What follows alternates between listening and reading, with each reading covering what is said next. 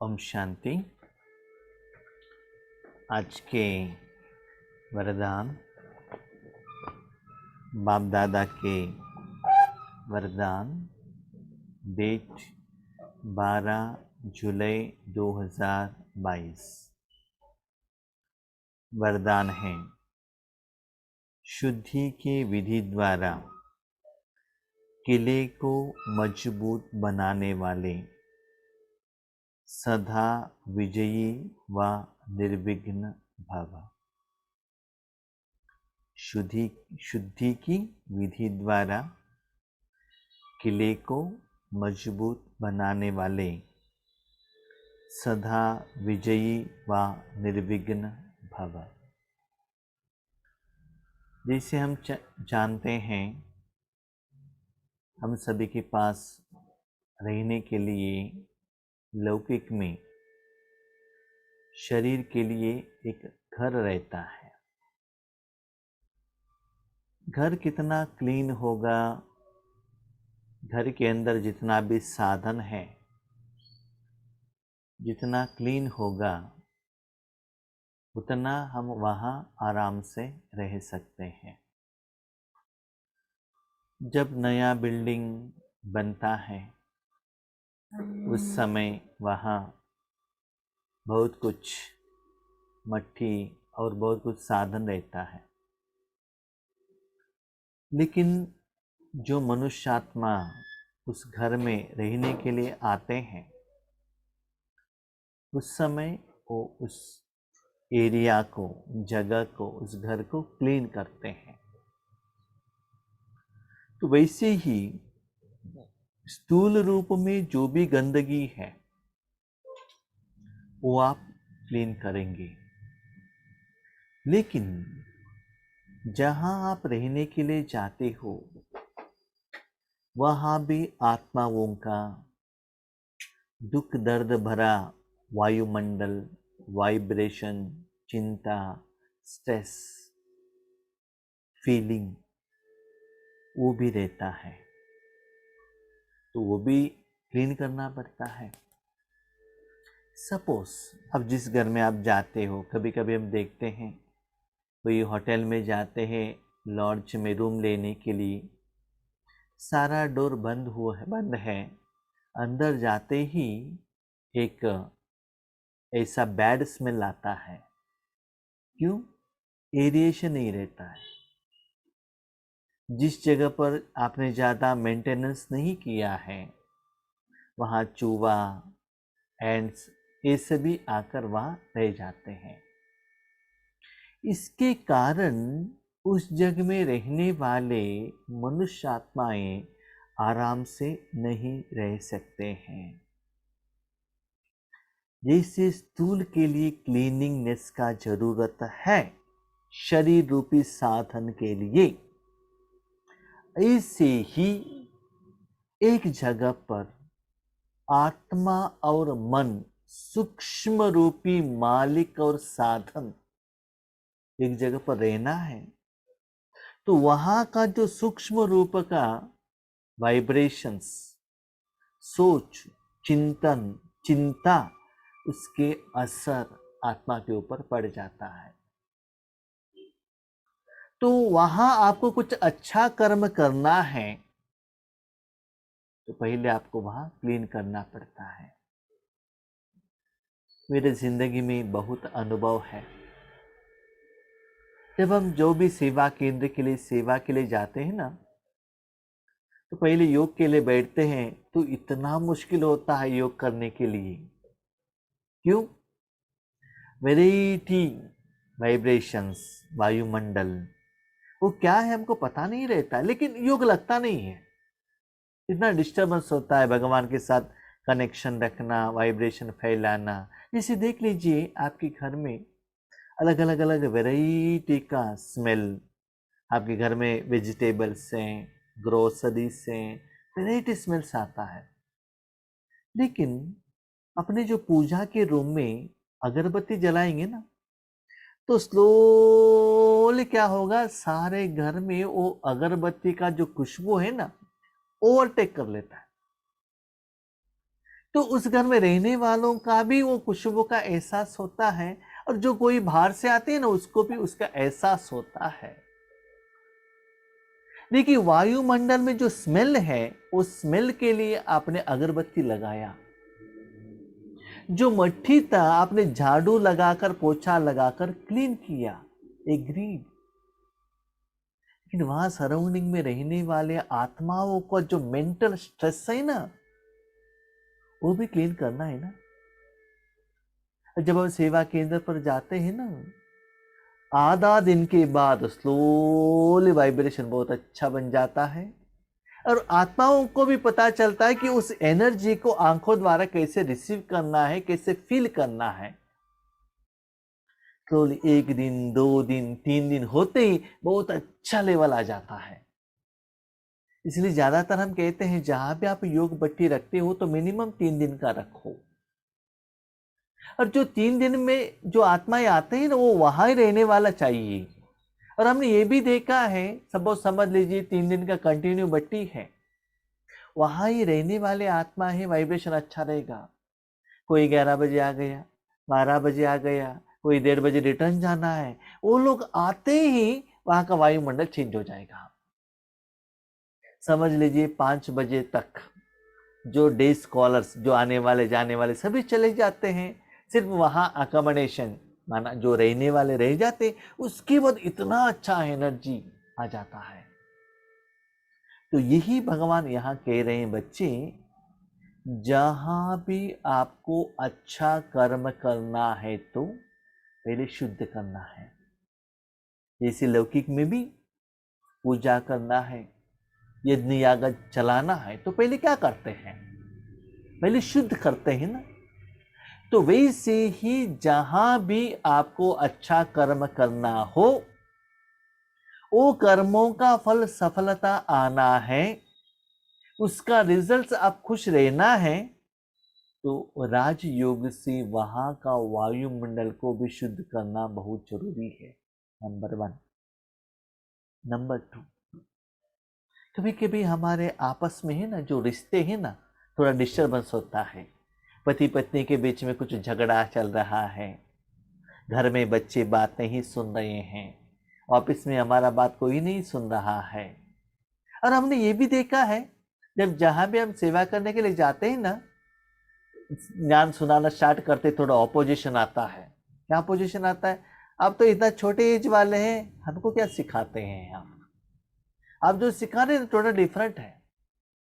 वो आगे से क्वेश्चन आने लगता है, सेकेंड डे थर्ड डे इतना रिलेशनशिप में आ जाते हैं, माना वो मन से सरेंडर हो जाते हैं।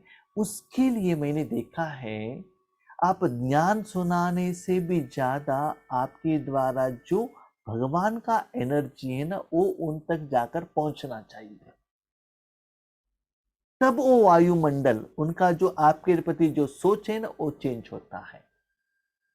इसलिए बाबा ने कहा, बच्चे आप कहां भी रहकर भी, कहां के स्थान भी आप क्लीन कर सकते हो।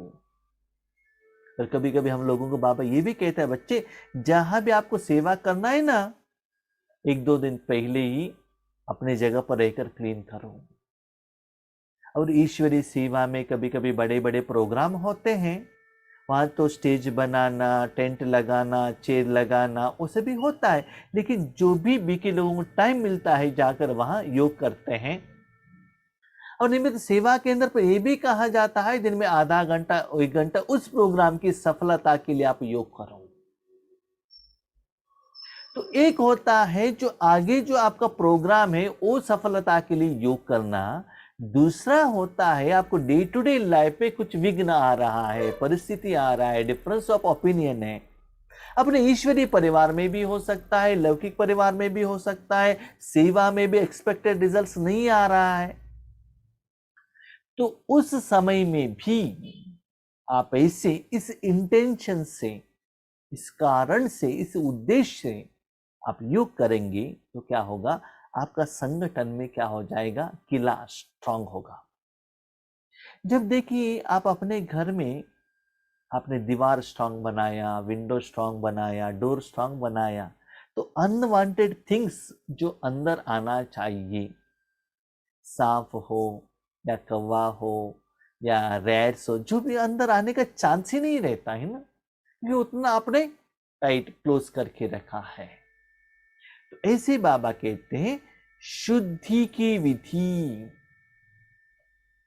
भाई बहनों, स्थूल क्लीन तो करते हैं, कपड़े को क्लीन करते हैं, शरीर को क्लीन करते हैं, और अपने घर में सेंट स्प्रे करते हैं, कुछ बदबू नहीं आना चाहिए, कानों का डिफरेंस नहीं आना चाहिए, बहुत सुंदर गाना डालते हैं, आंखों को डिस्टर्बेंस नहीं आना चाहिए, रेड लाइट लगाते हैं, बदबू नहीं आना चाहिए, अगरबत्ती जलाते हैं, आंखों के लिए आगे बाबा का फोटो रखते हैं। लेकिन मन भी एक साधन है ना, वहां का वाइब्रेशंस भी मन रूपी साधन कैच करता है ना, वो भी डिस्टर्ब होता है ना।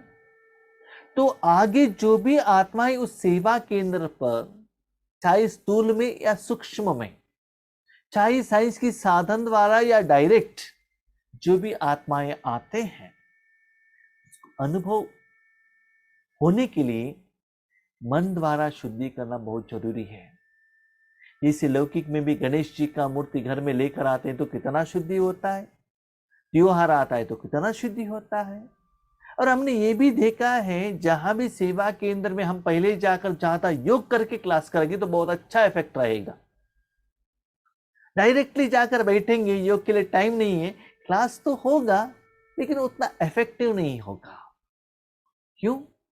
मन में इधर जाना उधर जाना, ट्रेन में आना, सुस्ती, वो सभी असर मन के ऊपर रहता है ना। इसीलिए बाबा कहते राजयोग इस कारण में भी, इस कारण के लिए भी आप यूज कर सकते हो, इससे आप सदा विजयी और निर्विघ्न रह सकते हैं। स्थूल दिखाई देता है, स्थूल क्लीन करने का प्रोसेस भी दिखाई देता है, आप कॉपी कर सकते हो, लेकिन सूक्ष्म निराकार है। लेकिन जो लोग करते हैं ना, उनको ही उसका रिजल्ट पता चलेगा। जैसे कोई भी कार्य शुरू करते हो तो शुद्धि की विधि अपनाते हो,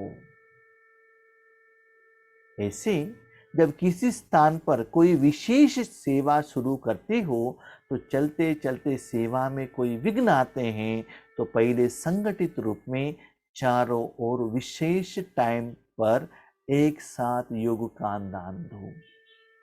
एक नया सेवा स्टार्ट कर रहे हो, चाहे मनसा वाचा कर्मणा, जो भी ईश्वरीय सेवा स्टार्ट कर रहे हो, स्थूल जो भी कर्म करने के पहले संगठित रूप में योग करो, नंबर 1।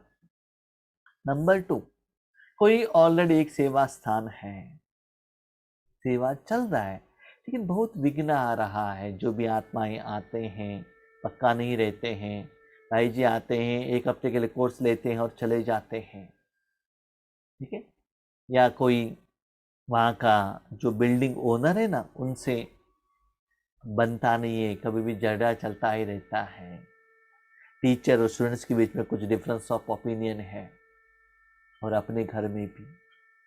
हम बहुत बार कहते हैं अपने घर में ईश्वरीय प्रोग्राम रखो, मुझे इतना दुख होता है, घर में सेवा केंद्र में प्रोग्राम रखते हैं, क्या प्रोग्राम रखते हैं, सभी परिवार वाले आ गए, नया ड्रेस पहन लिया, केक लेकर आ गए, केक काट लिया, ब्रह्मा भोजन खा लिया, गिफ्ट का लेन देन हो गए, ओम शांति।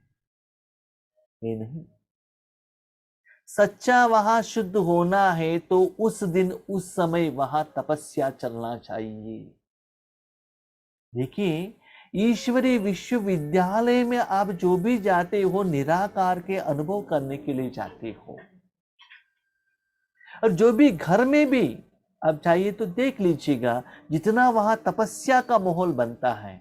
इसीलिए लौकिक में भी क्या करते हैं, याद है आपको, जब घर में कोई प्रोग्राम होता है तो ब्राह्मणों को बुलाकर वहां यज्ञ चलाते हैं, नहीं तो कुछ पूजा करते हैं ना।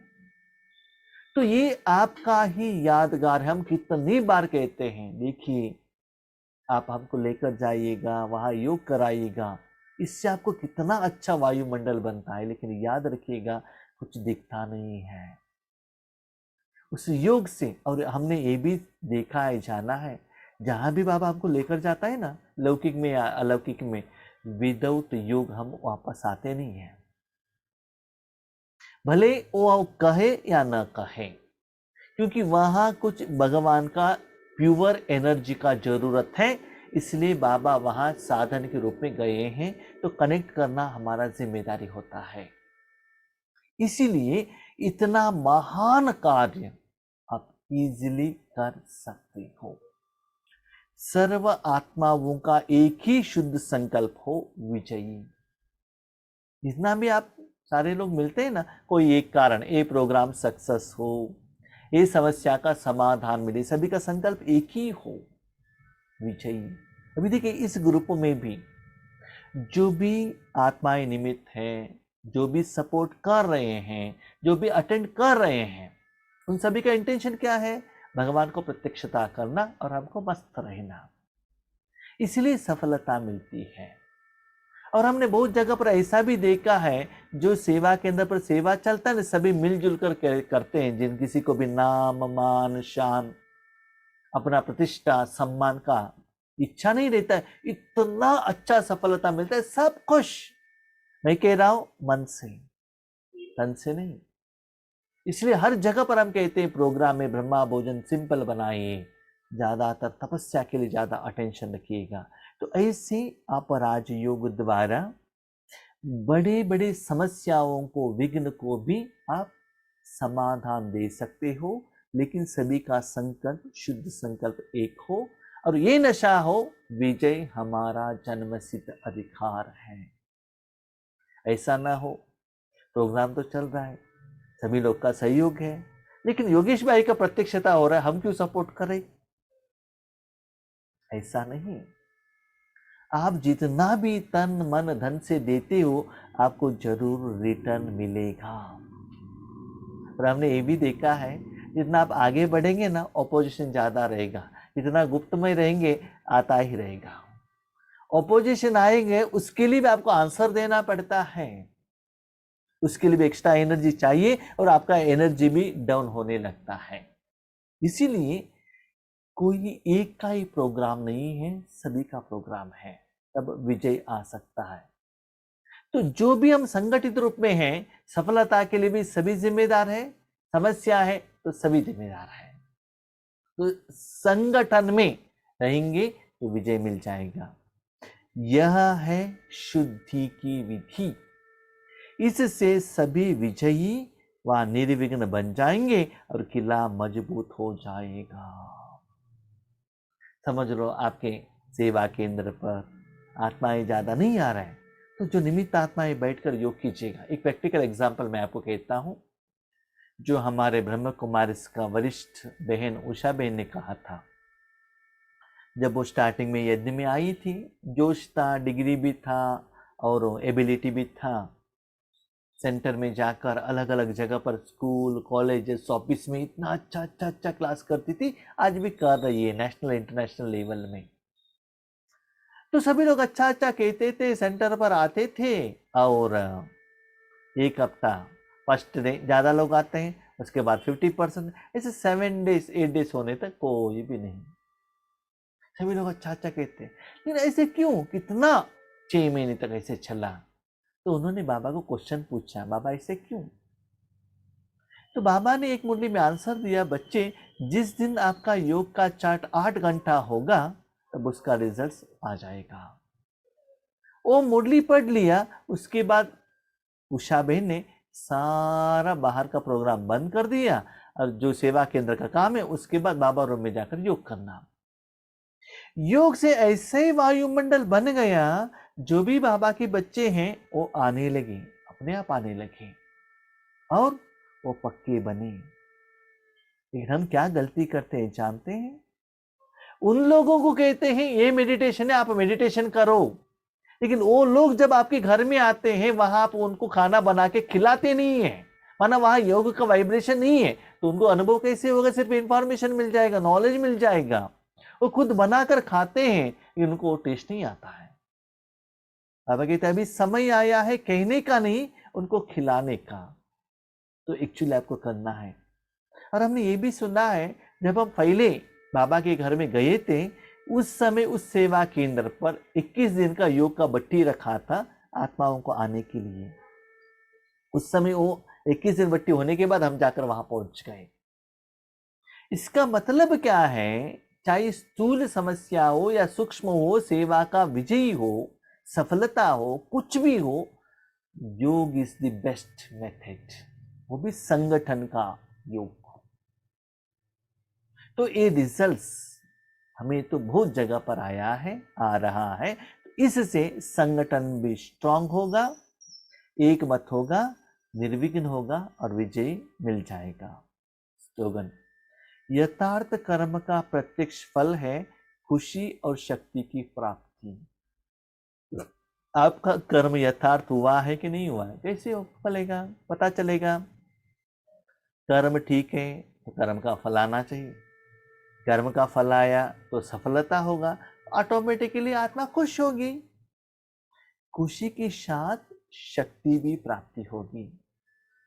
और कभी कभी क्या होता है ना, कर्म तो बहुत कुछ करते हैं लेकिन असफलता हुआ तो इतना एनर्जी चला गया, इतना सुस्ती होता है, कितना भी कर्म करो लेकिन सफलता हो इतना खुशी का आपको एहसास होता है, सुस्ती 1 सेकंड में चला जाता है। इसीलिए कर्म का प्रत्यक्ष फल, आप खुश हो, याद रखिएगा किसमें खुशी। हम गलत करते हैं, हम खुशी भोजन खाकर जीभ पर कुछ अच्छा आइटम डाला, रखा, जीभ के टेस्ट द्वारा हमको खुशी मिला, हम सोचते हैं सच्चा खुशी। हजारों रुपए खर्चा किया, घूमने के लिए गए, अलग अलग जगह को देख लिया, सिंगापुर, स्विट्जरलैंड, कितना अच्छा है, इंद्रियों का सुख। फिल्म देख लिया, सीरियल देख लिया, कपड़ा पहन लिया, दिस इज नॉट रियल खुशी। रियल खुशी क्या है? कर्म करने वाला मालिक खुश है, दैट इज रियल खुशी। देखो मैं आपको एक क्वेश्चन पूछता हूं, आपका समझ लो, अपने को एक शरीर समझ लो, शरीर आपका बीमार है, शरीर में दर्द है, और आपने जो कपड़ा पहना है बहुत सुंदर है, आयरन लगाया है, नया कपड़ा है, कैसा लगेगा? आपके साथ में जो साधन है बहुत सुंदर है, लोगों को देखने के लिए भी सुंदर है और अच्छा कॉस्ट वाला भी प्रोडक्ट है, लेकिन जो पहनने वाला शरीर बीमार है तो क्या हाल होगा? उसके बदले कपड़ा सिंपल है लेकिन शरीर में कोई बीमारी नहीं है, दर्द नहीं है, कैसा लगेगा? ऐसे ही खुशी आत्मा को मिलना चाहिए, न कि साधन को। हम क्या गलत कर रहे हैं? साधन को जो चाहिए वो देकर वो ही सच्चा सुख, सच्चा खुशी समझ रहे हैं। यस, साधन को जो चाहिए देना है, जरूरत है, ओके, एग्रीड। ऐसा नहीं कि कड़वा खाना खाओ, ऐसा नहीं है, साधन के लिए भी दे दो, उसके साथ साथ कर्म करने वाले मालिक को भी दे दो, आत्मा को, और कर्म करने वाले सूक्ष्म इंद्रियों को भी दे दो, तो आपको क्या होता है? ऑलराउंड खुशी मिल जाएगा। और एक सच्ची बात क्या है जानते हो? जब आत्मा खुशी होगी ना, शरीर का दर्द का एहसास भी आपको नहीं होगा। जहां भी हम सेवा करने के लिए जाते हैं ना, सेवा में सक्सेस होता है, सफलता होता है, स्पेशली आत्माएं खुश होती है ना, तो हम सारे सुस्ती को भूल जाते हैं। हमने देखा है कभी कभी रात पर जो माना सेवा करके बस में जाने का है और एक सेंटर पर आने का है, आते ही बहने कहते हैं भाई जी क्या है, दृष्टि दो, योग कराओ। इतना सुस्ती, 10 दिन 15 दिन का प्रोग्राम, इधर उधर घूमना, रात को लेट करके सोना, सुबह जल्दी उठना, इतना सुस्ती, और ये आंखों के बाजू में ना ब्लैक सभी लगा हुआ रहता है। फिर भी वो जो माताएं या आत्माएं जो इंटरेस्ट से बैठते हैं ना, उनको देने का भाव रहता है, तो इतना खुश होता है, तो शरीर का जो बीमारी है ना वो हम भूल जाते हैं। तो हमने देखा है आत्मा और मन बुद्धि को खुशी का टॉनिक दे दो ना, तब शरीर भी आपको सपोर्ट करेगा। जैसे कहते हैं ना, खुशी जैसा खुराक नहीं, सपोर्ट देगा। जैसे शरीर को कुछ बीमारी आता है तो क्या करते हैं? टॉनिक देते हैं, इंजेक्शन देते हैं, पेन किलर देते हैं ना, उससे वो टॉनिक रहने तक वो शरीर जैसे आपको काम करेगा। तो ऐसे ही आत्मा को परमात्मा का जो टॉनिक या सफलता, अच्छा कर्म का फल का टॉनिक दे दो, तब आपका सारे इंद्रिय सपोर्ट करेगा। और ऐसा भी लगेगा जहां भी जाते हो ना, ठीक से आपको सोने का जगह नहीं है तब आराम से हो, कोई चिंता ही नहीं है। क्यों? आप पॉजिटिव एनर्जी के साथ कनेक्टेड हो। तो एक प्रैक्टिस करके देख लीजिएगा। इंद्रियों का सुख कम कीजिएगा, अतीन्द्रिय सुख की तरफ ज्यादा अटेंशन रखिएगा, तब देखिएगा आपका जिंदगी में कितना परिवर्तन आता है। ये है यथार्थ कर्म। ओम शांति।